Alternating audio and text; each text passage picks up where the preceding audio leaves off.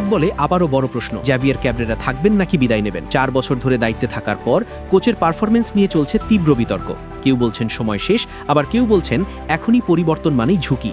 এর মধ্যেই সামনে সাফ চ্যাম্পিয়নশিপ, ফিফা উইন্ডো, সব মিলিয়ে সিদ্ধান্তটা হতে যাচ্ছে ভয়ঙ্কর গুরুত্বপূর্ণ। তাহলে কি শেষ পর্যন্ত কোচ জ্যাভিয়ার ক্যাব্রেরাকেই রেখে দেবে বাংলাদেশ ফুটবল ফেডারেশন, নাকি আসছে নতুন কোনো পরিবর্তন? সাম্প্রতিক পারফরমেন্স, দর্শকদের প্রতিক্রিয়া এবং সামনে থাকা গুরুত্বপূর্ণ টুর্নামেন্ট সবকিছু মিলিয়ে এই সিদ্ধান্ত এখন বেশ জটিল হয়ে উঠেছে। সম্প্রতি AFC Asian cup qualification mission শেষ করেছে বাংলাদেশ দল। শেষ 2 ম্যাচে ভারতের বিপক্ষে 1-0 গোলের দারুণ জয় পেলেও সিঙ্গাপুরের কাছে একই ব্যবধানে হার মানতে হয়েছে। যদিও বাছাই পর্ব থেকে আগেই ছিটকে গিয়েছিল বাংলাদেশ, তবুও শেষ ম্যাচগুলোতে পারফরমেন্স নিয়ে মিশ্র প্রতিক্রিয়া দেখা গেছে। 2022 সালের জানুয়ারিতে দায়িত্ব নেওয়ার পর থেকে 3 দফায় চুক্তি নবায়ন হয়েছে ক্যাব্রেরার। বর্তমানে তার চুক্তির মেয়াদ শেষ হতে যাচ্ছে এই মাসেই। আর ঠিক এই সময়েই সামনে রয়েছে বড় দুটি চ্যালেঞ্জ, ফিফা উইন্ডো এবং সাফ চ্যাম্পিয়নশিপ। ফলে এখনই কোচ পরিবর্তন করা হবে নাকি ধারাবাহিকতা বজায় রাখা হবে, সেটিই বড় প্রশ্ন। এই সিদ্ধান্ত নেওয়ার দায়িত্ব রয়েছে বাফুফের ন্যাশনাল টিমস কমিটির উপর, যার নেতৃত্বে আছেন তাবিত আওয়াল।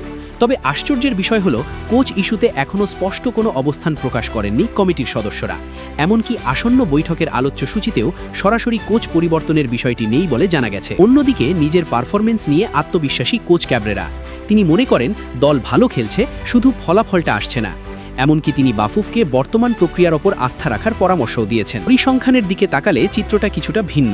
ক্যাব্রেরার অধীনে বাংলাদেশ এখন পর্যন্ত 39টি আন্তর্জাতিক ম্যাচ খেলেছে। এর মধ্যে জয় এসেছে মাত্র 10টিতে, ড্র 10টি এবং হার 19টিতে। তবে দীর্ঘ সময় ধরে দায়িত্বে থাকার দিক থেকে তিনি ইতোমধ্যেই রেকর্ড গড়েছেন। কিন্তু মাঠের পারফরমেন্সের পাশাপাশি আরেকটি বড় বিষয় হলো দর্শকদের মনোভাব। অনেক সমর্থক ক্যাব্রেরার প্রতি আস্থা হারিয়েছেন। বিভিন্ন ম্যাচে তাকে দুয়োধ্বনি শুনতে হয়েছে। এমনকি কিছু বিতর্কিত সিদ্ধান্ত ও খেলোয়াড় নির্বাচন নিয়েও সমালোচনা হয়েছে। তবে বাস্তবতা হলো, সম্প্রতি দলে কিছু ইতিবাচক পরিবর্তনও মিলেছে। বিশেষ করে হামজা চৌধুরীর মতো খেলোয়াড় যোগ দেওয়ার পর দলের পারফরমেন্সে উন্নতির আভাস মিলেছে। আগের তুলনায় দল আরও সংগঠিত এবং প্রতিদ্বন্দ্বিতাপূর্ণ হয়ে উঠেছে। তবুও একটি বড় দুর্বলতা এখনও রয়ে গেছে, স্ট্রাইকার সংকট। 4 বছরেও কার্যকর কোনো গোলদাতা তৈরি করতে পারেননি ক্যাব্রেরা। সব মিলিয়ে বাফুফের সামনে এখন কঠিন সমীকরণ।